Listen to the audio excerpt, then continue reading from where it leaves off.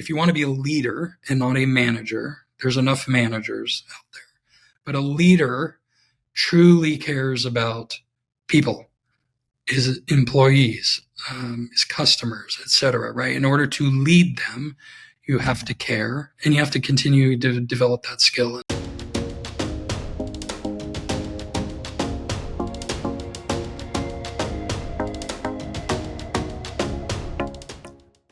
Welcome to the Leader's Mindset, where we bring you conversations with leaders who are making an impact in business and our communities. My guest today is Michael Smith. He's founded and exited multiple companies, as well as been recognized as a builder and visionary who simplifies complexity, rallies teams, and executes with discipline in high-stakes markets. Thanks for being with us today, Michael. Thanks, Jason. It's a pleasure to be here. Now, you're just wrapping up a gig as a GM and senior vice president for a company. What was that experience like, and where are you headed next? Yeah, it was a incredible journey. I think for all of us as entrepreneurs, ultimately we always think about that exit and getting to that point with the companies we build, and going through that process into a large public organization, is an interesting experience. Certainly adds to the compounding element of business and business acumen and understanding business at all different levels of scale. As far as what's next, don't know. I'm being very intentional in what I do and where I go. I am a builder at the end of the day, whether that's a startup, whether that's in a larger organization. And so, just very intentional on finding the right fit, the right mission, and somewhere where there's still something to build, right? And something to create and add impact through technology, which really has been the basis of my whole career. Yeah, well, we're all about being intentional here. Kudos to you for being intentional about the next thing and not just looking for what's going to pop in the door next. So, and being a builder, right? That's what you've always done, and it's your passion. So I think that's great that you're looking for the right gig for you for the next thing. Absolutely. Yeah, no, it's it's interesting. I think when you go through your career from starting something from zero all the way through working into, a large organization, there's a lot of interesting lessons and different elements of building, right? Building something from literally an idea on a napkin and building that forward. And how do you do that? And then when you start to get to some level of scale, how do you build a company that now has to maintain some level of not just scalability, but stability as you scale? And how do you build that? And so, it's a very interesting journey, but at the core of it is still building. And so that's absolutely what I love to do. Yeah, and I want to get into all of that in a bit, because that startup phase, that scaling phase, that once you're established and mature phase, they all require a different kind of building and a different kind of leadership, or at least kind of shifting a little bit. So I do want to get into that in a bit, but you talked about your journey. We know where you are today. Where did you start out? How did you become a builder? What was the journey to get there? Yeah, good question. Gosh, it's been a long one. And, I wouldn't say it was necessarily, I didn't set out with the intent of becoming an entrepreneur or becoming a CEO. It is somewhat, I think, in my blood. My father owned his own business. My grandfather owned his own business.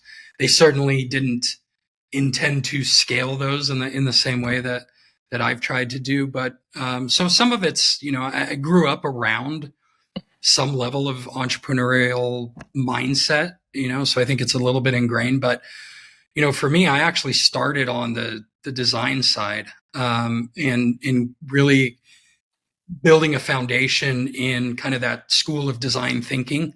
I interned very early on in college with IDEO, which is one of the premier design firms in the world.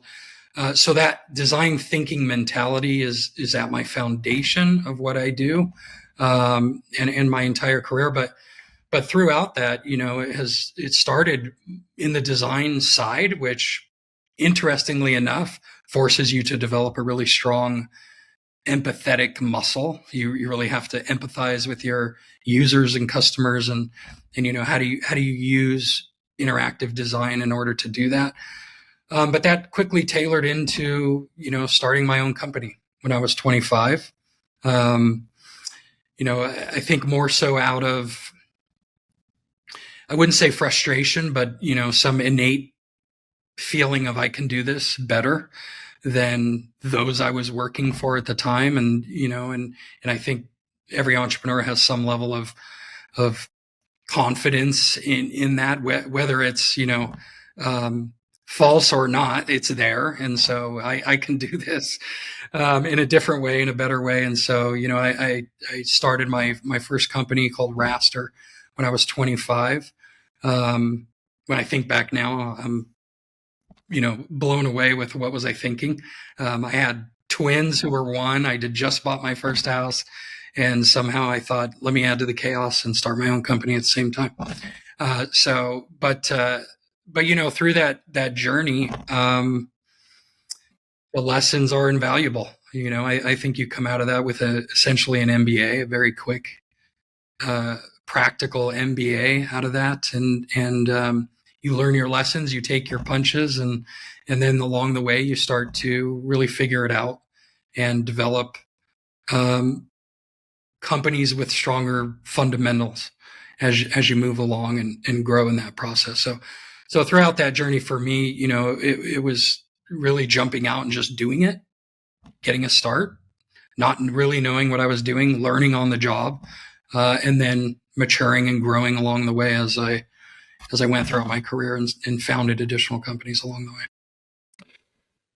Yeah, as someone who has an MBA, I can tell you an MBA does not teach you how to run a company, especially a fast growth startup like we see in the tech world. There are a lot of great tools you can use from your MBA to run a company, but it really teaches you how to work for a big company as a manager. And I do want to get into one of the things we don't learn in an MBA program is design thinking, or at least we didn't learn in mine. Tell us a little bit about what design thinking is, because I don't think we've ever had anyone on the show who's really well versed in design thinking. Tell us a little about what it is, because I'm fascinated by this, because there are companies like Apple who really are big about design, almost more so than how well does the product work, and they're really successful at it. So tell us what design thinking is, what the principles are behind it, what makes it so great. Yeah, I mean, at the core of it, really, I'll use that word again, is empathy, and really understanding from the customer's perspective, or the user's perspective in the case of product design or interactive design. Really understanding from their perspective, right? What their objectives are, how they might use a product, for example, whether it's physical or digital, and really what are the processes to get at that information and understand it in order to inform how you build the product, how you build the company, how you build the interface, right? And so that's really at the core of design thinking, is user experience. So that's pushed first, right? How do you design a user experience that is quality enough in order for the product itself, the company itself, right to thrive? So that turns into this process of, one, how do you understand from the user's perspective, but then how do you deliver value ultimately to that user, right? And so it keeps you away from dollar chasing, which I've seen a lot of in my career. There's a lot of founders or executives in large organizations that are more about dollar chasing than delivering value. I'm a huge believer, and I think it comes out of the design thinking mindset of deliver value and the rest of it will come. The dollars will come, the company will grow. Yes, there has to be good business fundamentals there, but if you focus on delivering value to the customer and you understand their jobs to be done and you can translate that into solutions for them, the rest falls into place. And so, design thinking really hones in on that element of understanding the user experience from the user's perspective, and then how do you deliver value to that? So it's very value based. Yeah, I think successful startups, especially the kind that have exits like the kind you've had, have done that. They marry up that value, providing value with the business principles. And you talked a little bit about what drove you into entrepreneurship, because there are a lot of builders, especially in Silicon Valley, who never go into entrepreneurship. It takes a special kind of person to take that risk and go, I'm going to go be a founder. In your first startup, how did you marry up that providing value and those business principles? Yeah, the first startup is a bit of a throwing things against the wall and seeing what sticks a little bit there. And again, I was young as well. I was 25, and so I wish I knew what I know now back then. I didn't know a lot, and so you're right. Though the entrepreneurial journey is really one of courage. Number one, right? It's not the smartest person in the room. Gosh, I've dealt with so many successful founders, and I can tell you that the common link is not intelligence. Absolutely not. I met super intelligent founders and founders that, I wouldn't say are the smartest people in the room. What's common though is they all had the courage to just do it, right? How many people do you know talk about an idea or say, I had that idea, but you didn't act on it. You didn't do anything with it. So it really wasn't your idea when it comes to business. Unless you act on it, it's a fleeting thought, right? And so that ability to just go out and do it, right? To take the step, to take the risk, and just go out and do it, I think is really the common thread there. And even for me, there was fear in that first startup, right? Before I learned how to marry the value to the service we were delivering.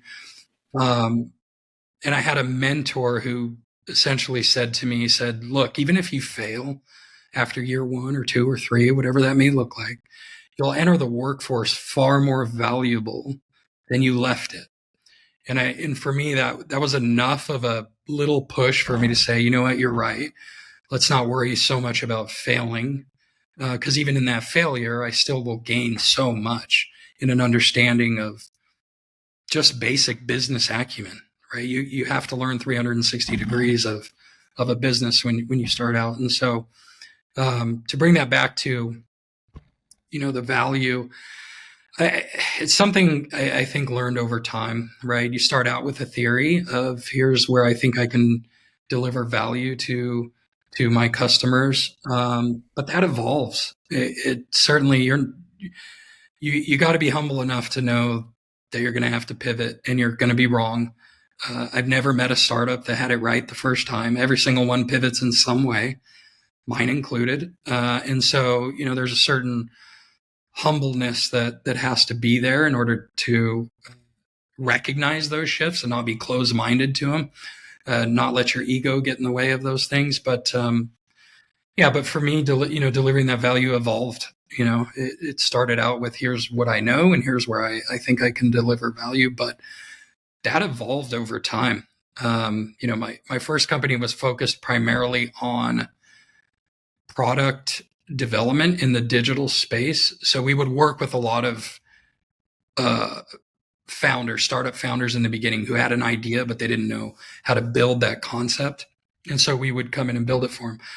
But the real value we ended up understanding where we were delivering real value was more in the construction of a solid business, right? Taking an idea, validating that idea, using design thinking concepts in order to validate the idea and the business as much as we could up front.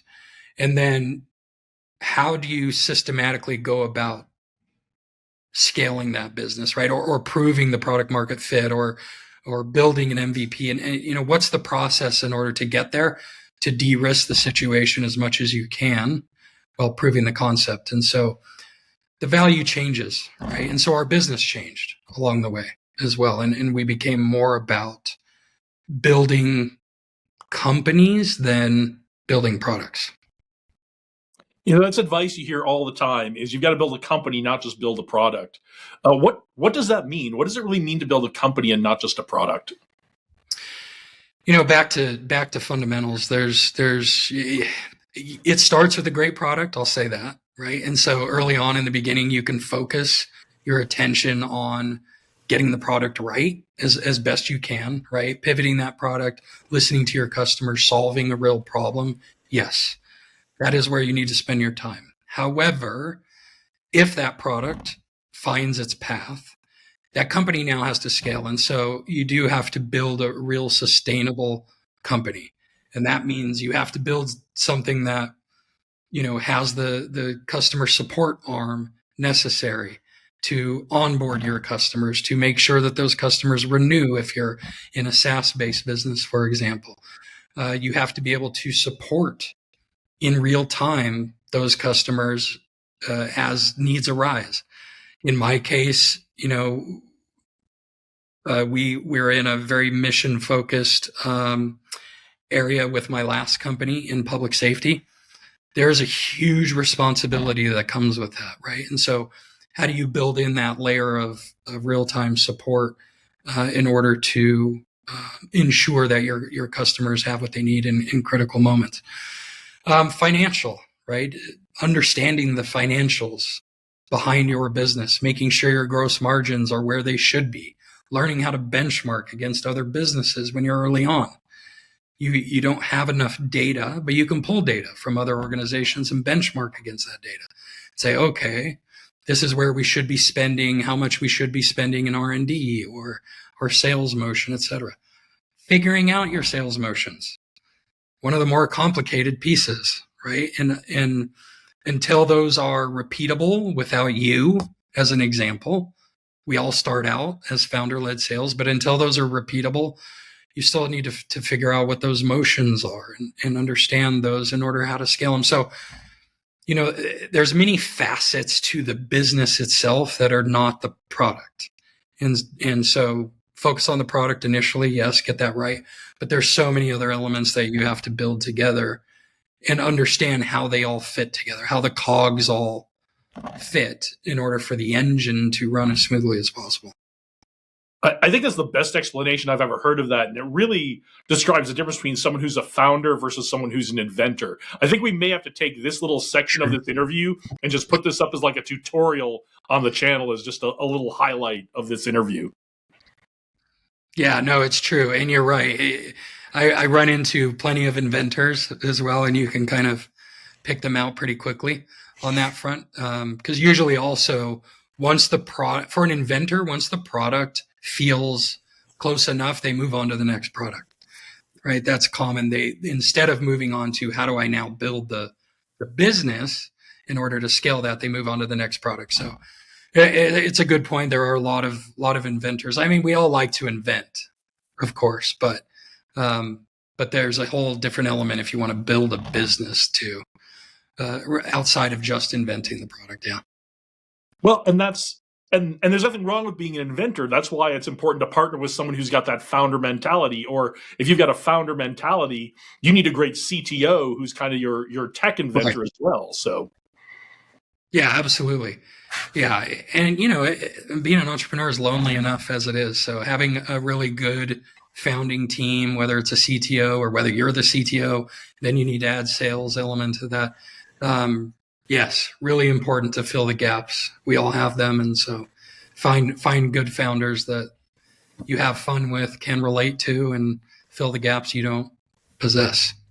Yeah, it's great to see, even with high tech, especially SaaS stuff like you've worked on, it's still all about people. Now, when you first started your company, Las Vegas wasn't on anyone's scope as a tech hub. We're still building that here right now.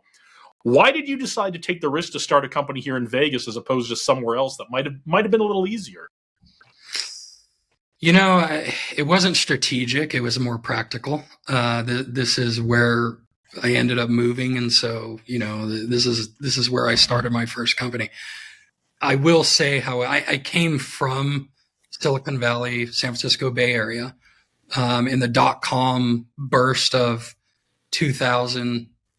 2001, whenever that time was, kind of pushed me over to Vegas, and the chaos was enough to say, hey, let's get out of there and relocate. But with that said, I think one of the things I noticed when I got here is the lack of digital firms, right, that really understood the digital landscape outside of casino and resort, right? It was all focused on that. And there was this gap that I saw of, what about all these other businesses that at the time still were making that move towards digital?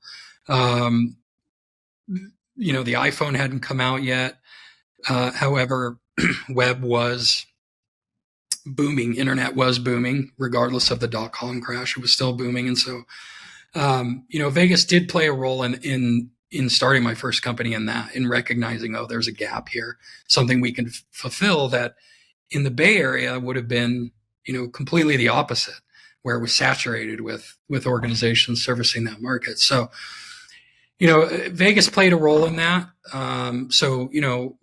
I started my first company in late 2002, early 2003. And so, yes, Vegas was not, there was no semblance of tech or startup life here really in the Valley at all. Once that scene came along, what was interesting is we were, kind of in a way, old guard. We were seen as established, one of the few established tech organizations in the community, and became a huge part of that Vegas tech movement.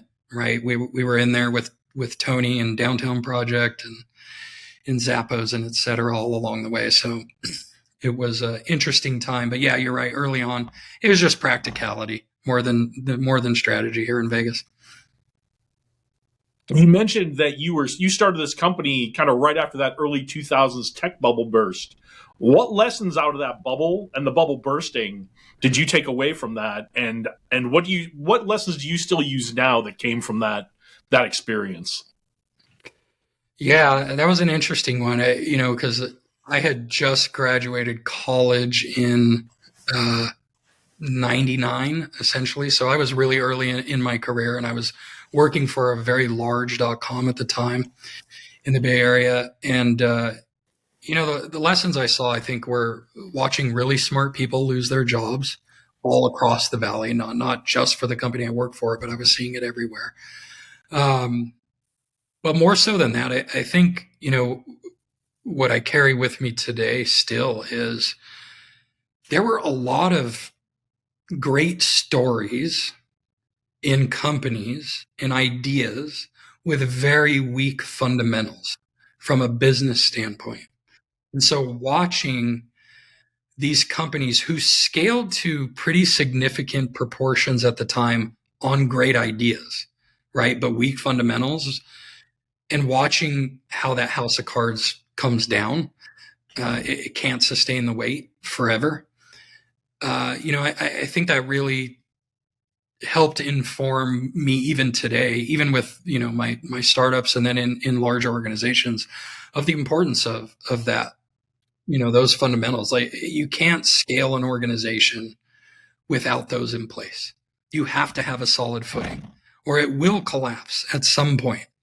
It will not be able to sustain itself. And so I'd say that's the biggest lesson, because at the time, we were all enamored with web vans and what have you of the time, these really exciting, great companies that were getting a lot of venture capital money and et cetera. And it didn't matter. The fundamentals were still weak, and they still came down and crumbled at the end of the day. And so that's definitely the biggest lesson there is make sure you have a solid foundation. And I mean that across your organization, right? Not just financially, not just R&D or product, but across the organization. Have a solid foundation. Doesn't have to be perfect, but it needs to be sustainable. And from there, now you can grow and scale. Yeah, absolutely. You've given us such amazing advice for first-time founders, early founders, on getting started and balancing all of those things. One of the things founders get asked a lot about is their exit strategy. When do you think founders should be starting to think about their exit strategy, and what advice do you have for them creating an exit strategy? Yeah, that's interesting. I think, I think a lot of founders think about the exit strategy maybe a little too much early on. I think it's okay. I mean, we all have the dream and desire, right, to exit, grow our organizations large enough to exit and have some life-changing financial windfall, right? That's all part of the entrepreneurial journey. And there's nothing wrong with that. Absolutely not. However, I think what I learned along the way is, while it's okay to have that goal, right, and make it big and lofty and great, shoot for the stars. Um, I don't think it's a strategy, right? It comes back to what I said in the beginning, and that is your focus shouldn't necessarily be on exit and your valuation, right? It should be delivering value to the customer, period.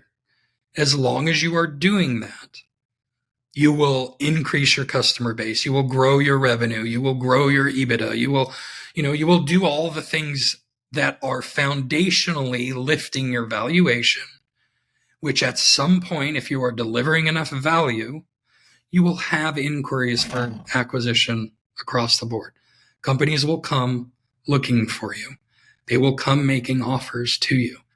So I guess my answer to that is I think it's okay to think about your exit, maybe to kind of look at the market and go, here's the acquisition market. I think, these sort of companies would be interesting if we reach a certain level of scale. Potentially there's these other avenues, right, that we could go at scale in order to exit, even if that's an IPO that you're after at some point. I just don't think you need to waste a whole lot of energy early on thinking about that. I wouldn't start thinking about that until you've reached some level of scale, and you feel like, okay, in order to reach the next level of scale, we need to either exit into a large organization, get a large influx of money through an IPO, or, maybe we continue to keep this private and raise another round. But I wouldn't focus a whole lot of energy too early. I would focus on delivering value. The rest will follow, I promise. Every time. That's great. I love asking exited founders, especially founders with multiple exits, that question. And I love the answers they give, because there's a lot of people giving advice out there about pitching and exit strategy. And a lot of that comes from investors or mentors or folks who kind of have a vested interest in making sure certain things are in a pitch deck. But I think the best advice about how you think about your exit comes from exited founders. Yeah, agreed. Like I said, it's as long as you deliver value, that's the biggest lesson I think I could give is deliver value. Just focus on that. The rest will follow. All right, that's great. So you've exited multiple companies. After exiting your first startup, how long did it take you to get the itch to start another one? The first time, not long, and that's because that particular exit was really, I would describe it as adjacent. It was a very adjacent kind of movement from a service-based business into what I describe as a venture studio, and really taking everything we learned in the processes and experience and skill set and all that we learned in the first startup, and then exiting that, yes, but then creating something that's almost like the next stage of that organization into, okay, now let's start building our own. And so that, the itch to build didn't go away in that situation. It actually only got stronger. So, it was okay from that situation. Now we have a greater capability to build and execute on ideas that we've had rather than servicing others' ideas, right? And figuring out how to validate those. Throughout the years, you end up with your own gaps that you see in different markets and things. And so the first one, the itch to build, was stronger. And so immediately started building. What came out of that is the second exit, right? And so one of the organizations we ended up building out of that was, a much larger exit situation and again into a public company.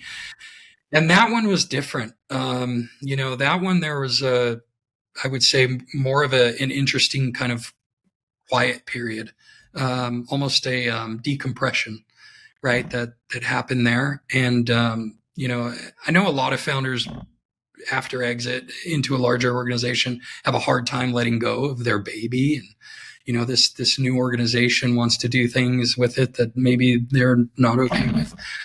For me, not so much. I think at the end of the day, I'm a builder, but I'm also very much a systems thinker. And that comes from years of, in my first company, having to solve very complicated problems with software. And so it developed a skill set of seeing systems very quickly, right? It's almost like Beautiful Mind. You see the code in the mess, in the puzzle.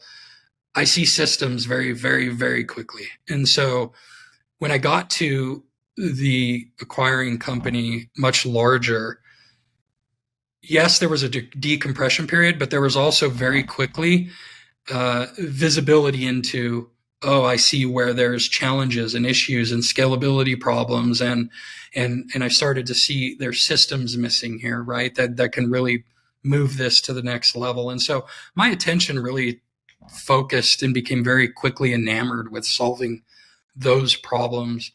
So building, yes, but in quite a bit of a different way from that. And so, I was able to let go of my baby fairly quickly on that one and kind of move into, okay, now it's part of something bigger. Now let's start to think about the bigger piece here and how do we build this bigger thing forward. Excellent. Well, I want to take a break. I want to play a game with you. Are you up for a game? Sure. All right. The name of this game is Rapid Response. I'm going to ask you a series of questions. I want you to respond with the first thing that comes to mind. Don't be fooled by the word rapid. Elaborate as much or as little as you'd like in your answers. We're not looking for a one-word answer. We just want to get to know Michael Smith a little bit, okay? Sure. Sounds good. All right. You ready? All right. Michael Smith, rapid response round. Your time begins now. A podcast recommendation. Oh, My First Million. I love that podcast. The two hosts have exited previously. It's very entrepreneurial focused, but it's pretty practical rather than fluffy. And I'm all about practical. In books, I skip all the fluffy stuff and get to the frameworks. But I think that's a very good podcast. There is not an episode I listen to where I don't come out of it either feeling like, man, I need to execute on this idea that I've had, or I'm not doing enough here, or, it's very motivating for an entrepreneur. Love that podcast. My First Million.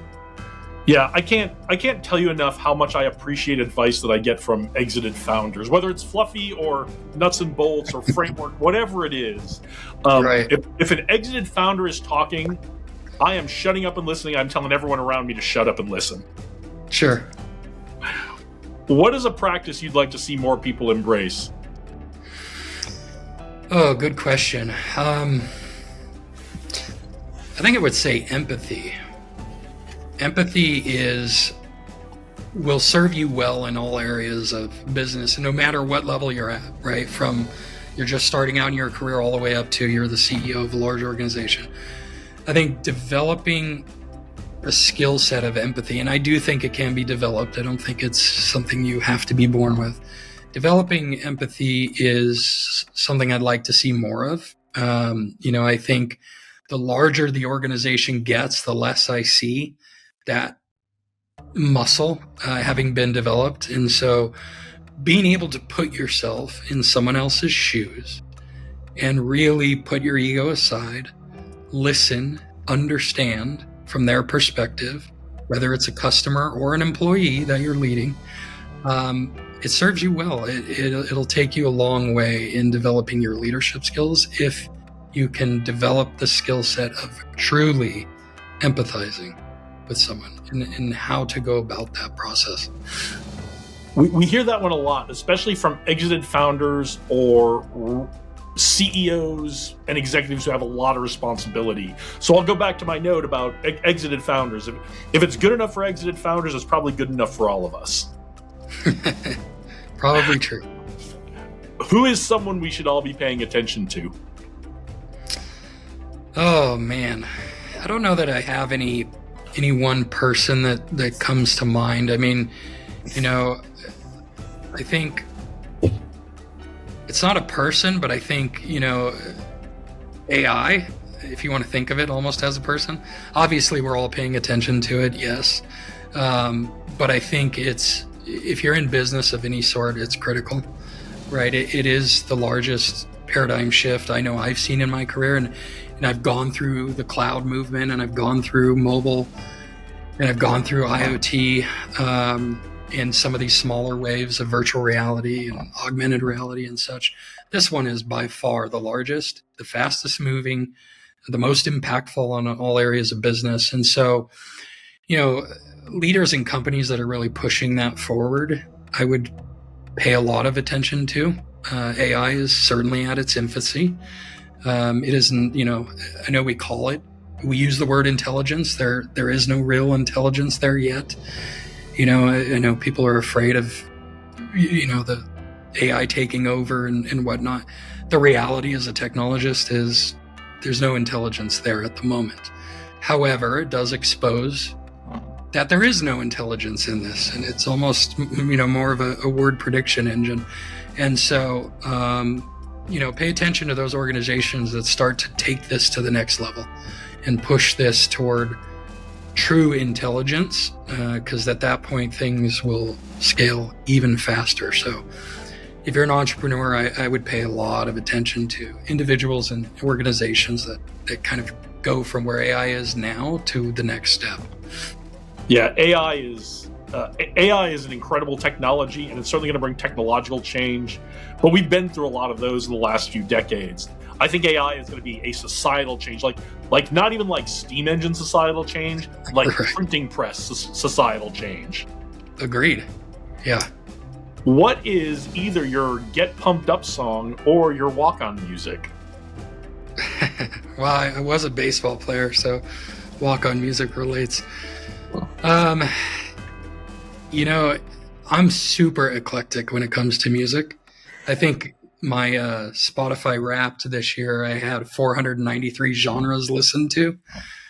So if that tells you, I don't stick to any one sort of genre. I listen to them all. Song, I guess, that comes to mind is probably Lose Yourself by Eminem.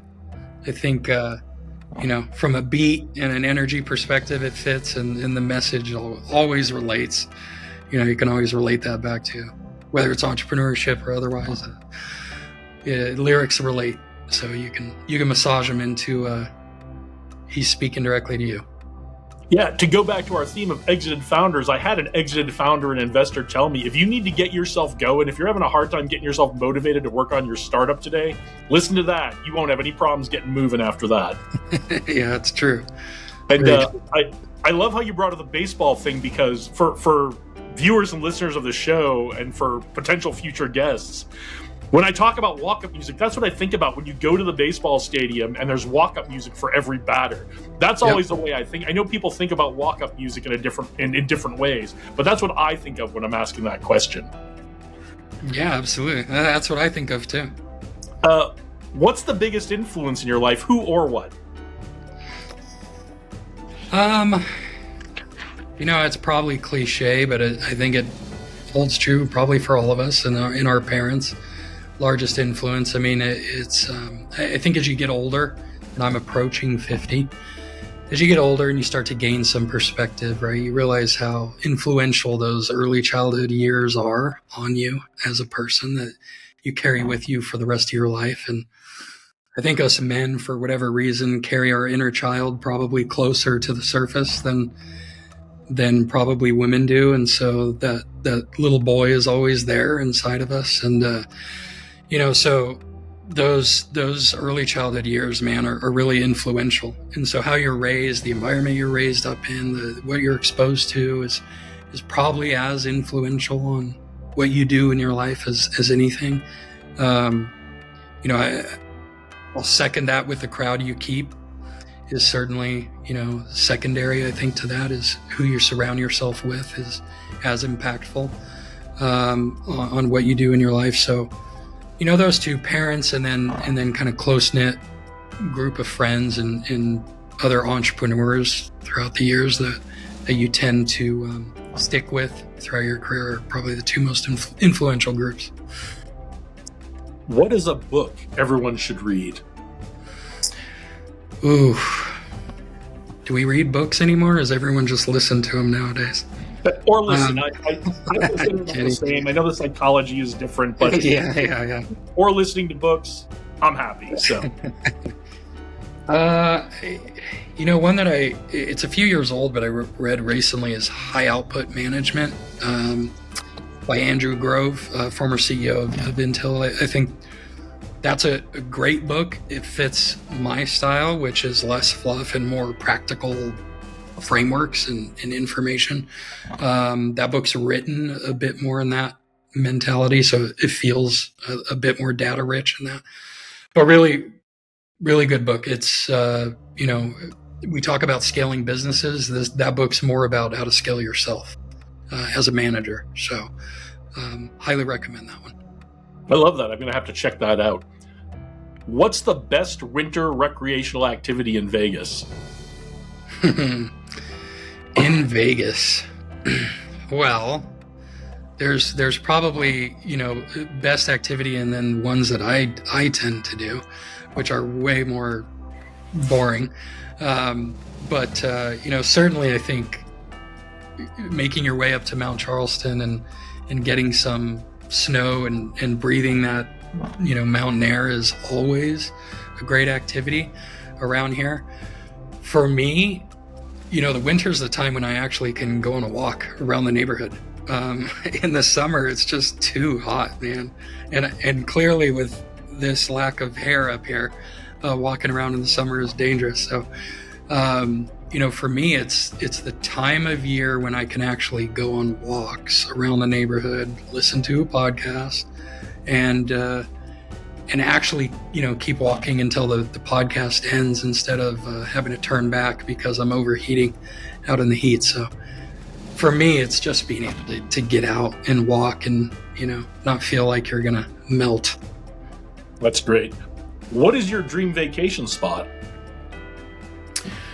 Ooh, another good question. I love to travel. I have not traveled nearly enough in my life. So I would say, you know, there's so many destinations for me that are dream.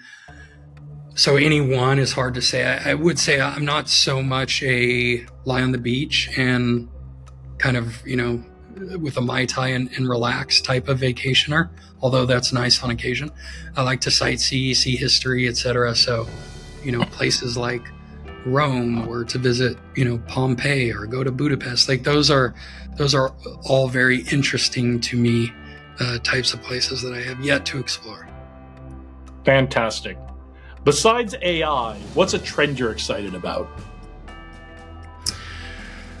Oh man, you know, this is going to go anti-technology, but it's still, I think, a trend that is increasing. And as an entrepreneur, it's good to pay attention to. And I think there is a movement away from digital, certainly away from social, right? And you're seeing it with the Gen Z crowd, more so, I think, than anything, maybe Gen Y in there as well, where you're starting, because it's their whole life has been consumed by it, that there's almost this, you know, the pendulum is swinging the other way, right? And so my kids are that age, and so I've heard, you know, a lot of conversations of I'm not raising my kids with cell phones, and I'm not allowing them to do that. And so, you know, there is I think, trend away from a lot of this overconsumption of digital, which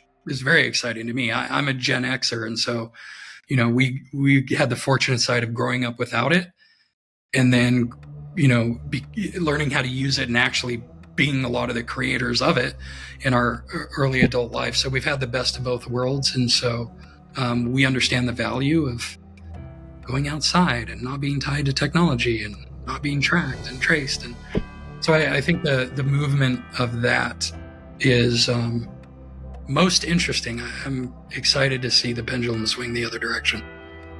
I am too. I'm really here for that. Just the idea of shifting from overconsumption, which I think we're all guilty of, to just regular consumption, I think is a really good trend. Absolutely. All right, last one. Favorite sports team or player?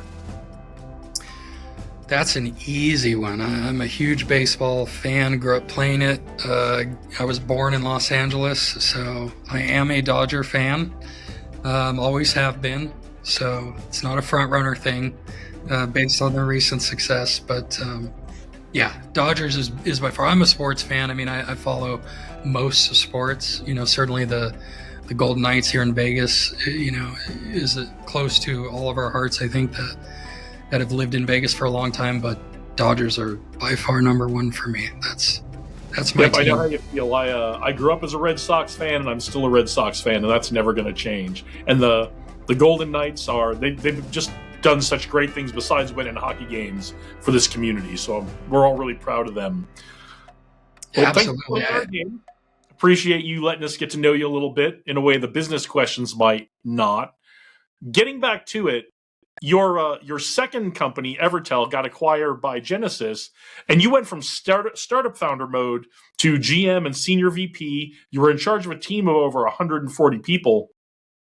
What did you have to change about the way you approached leadership in that role? Yeah,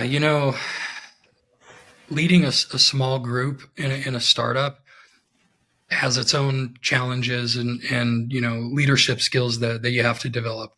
But in many ways, because of the proximity and the size, right, there's areas where you can be lighter on, right? You don't necessarily have to develop the ability, for example, to communicate a vision across a geographically diverse, culturally diverse, and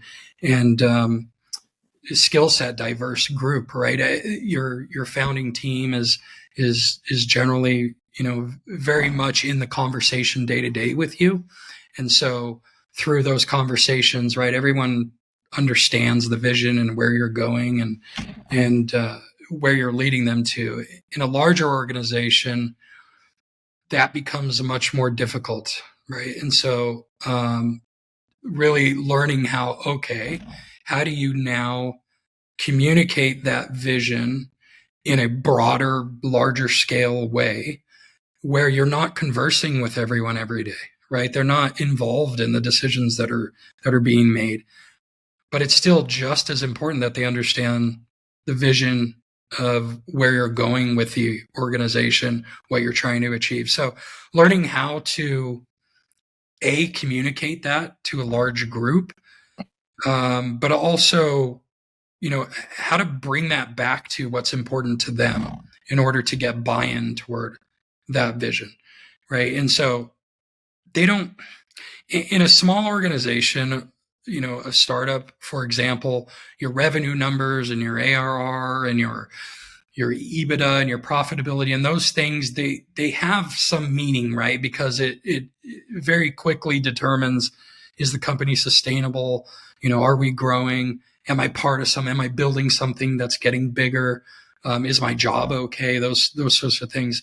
In a larger organization, that becomes many layers deep, and for the most part, don't really care about that so much, right? And so if you're going to lead people and not just manage people, but lead them, how do you connect what's important to them in order to influence what's important to the business, which will always come back to some of those, more mundane things like gross margin and EBITDA, et cetera.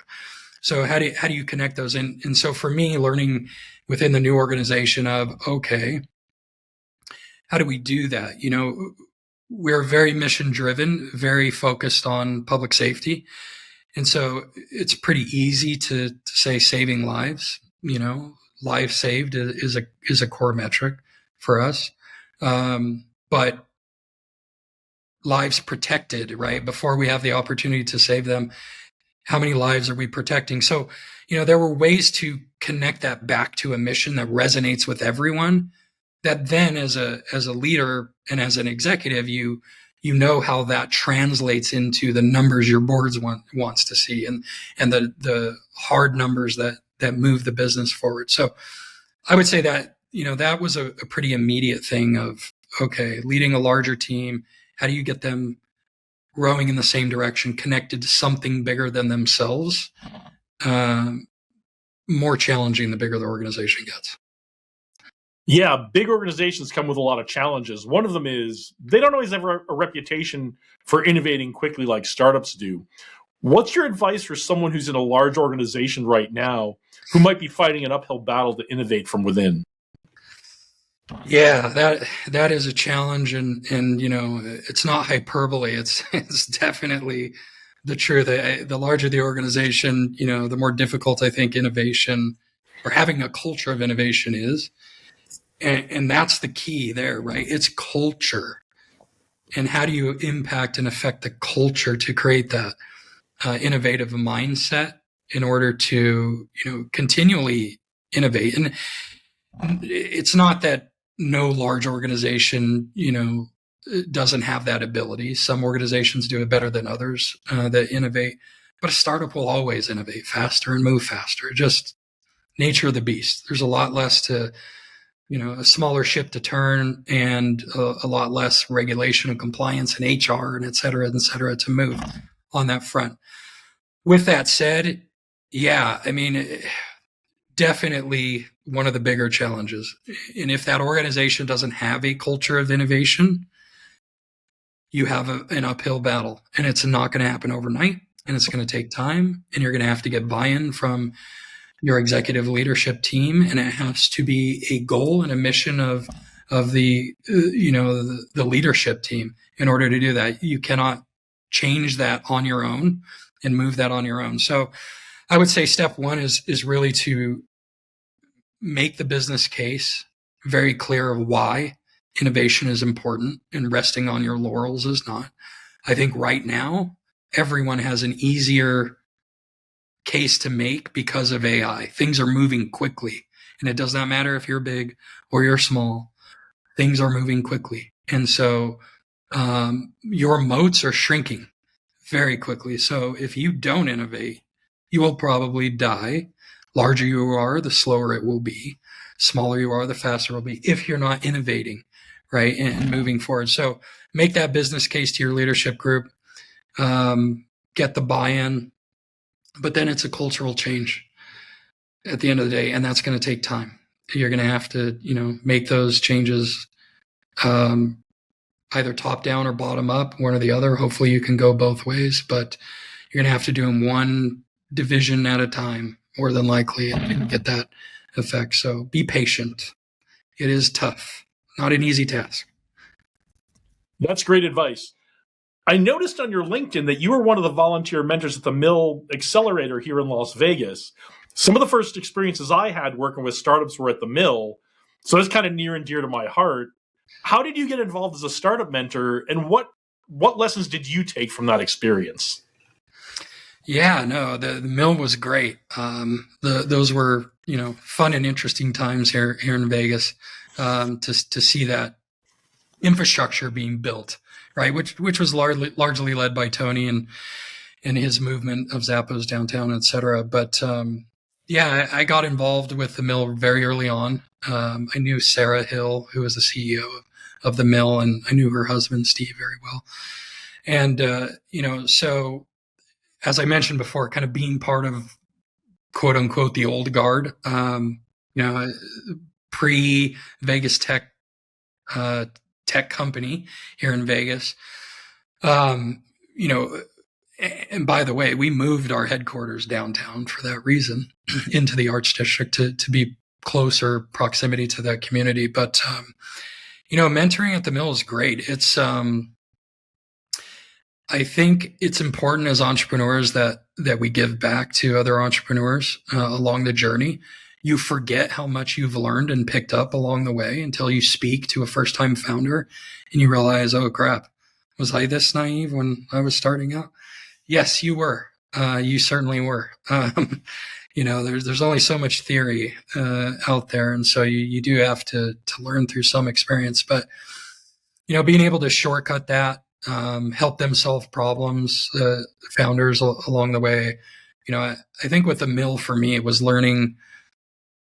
There's enough theory out there. There's YouTube and articles and so much written about books, so much written about the startup journey. They don't need more advice.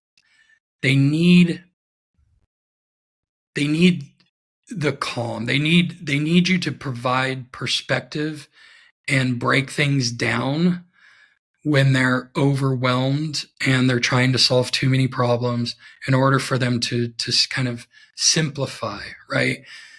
Have perspective on what's important and what's not, how to organize their thoughts and how to go about it in a more systematic way. And that only comes through experience. So, providing that perspective and calm rather than advice, I think, was something I really learned at the mill of just help the founders kind of settle a little bit through their journey, help them see the path a little clearer, right? Hold their hand a little bit, tell them it's okay, explain to them this issue maybe isn't as big as it seems, or maybe this one is something that's bigger and you need to focus on. So I think providing that level of mentorship was really rewarding, but I hope valuable to those founders along the way. That's great. That's fantastic advice. I've only been doing this for about 10 years, being involved in this startup community. But over those 10 years, I've learned if you're going to build an ecosystem, it's got to be about the founders. It can't be about anything else. Absolutely. Agreed. So what's coming up for you in the next few months? Like I said, trying to figure out, what I do next, being intentional with that. I'm at a point in my career where I have that ability to do so and really find, I think once you're in a mission-driven organization, it's very rewarding. And so, staying within kind of that mission-driven space. And what I mean by that is technology that really does have very positive impact on the public. And so whether that's indirectly or directly, I've always felt connected as a technologist to uplifting the human experience. And when I started my first company, I wasn't cognizant of that. I wasn't cognizant of I'm a builder at the end of the day. I wasn't cognizant of any of those things. But over time, you really kind of learn, A, what drives you, but B, what fulfills you. And so along the way, as a technologist, rather than building, the Candy Crushes of the world, building something that for me feels more directly impactful, to kind of lifting the human experience up on that next rung of the ladder and then handing that off, which is, I think how you get human advancement, is important to me. So, finding a mission-driven, technology-focused organization that still has something to build is where I know I fit, and finding that right fit is the journey I'm on now. Well, we wish you luck. We know you're going to find something soon. So is there anything else you'd like to leave us with before we let you go? Yeah, a couple of things. I want to thank you and all you've done for, bringing these leadership concepts to the community. I think it's super important. And, obviously your reach is greater than the Vegas community, but the Vegas community needs it. There's been a resurgence of kind of entrepreneurial spirit, and some great companies have come out of the community as well. And so, mentorship, leadership concepts, getting exposure to, there's others in the area that have done this to some extent, I think is really important. It wasn't there when I started, and it would have been incredibly valuable. So I want to thank you for doing that, and glad to be a part of that. Other than that, I would say leadership is continuous learning. And so they're not concepts that you learn once and you're done. You're a great leader.